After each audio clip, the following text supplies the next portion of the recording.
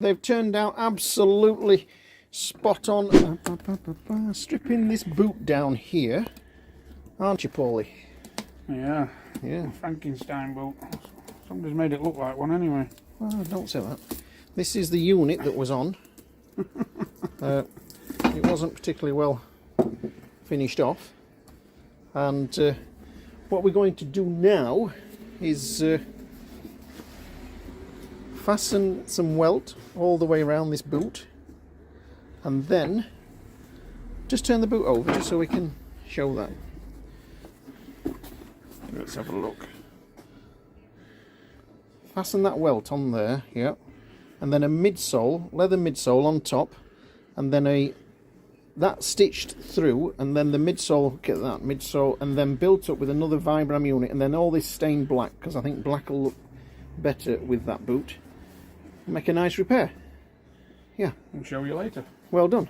Give them a smile.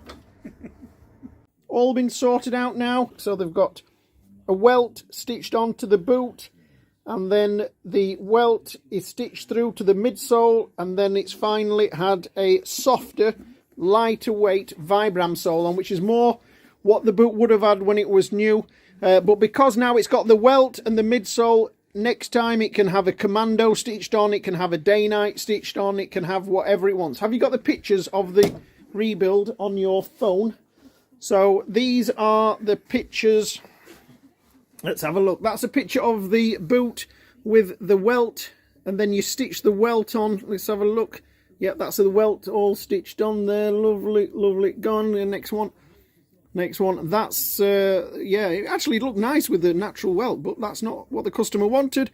That's the midsoles on. So at this stage now, next time, the boot can have absolutely any type of sole that the gentleman wants on there. We're just under the stitching and stitch on whatever he wants.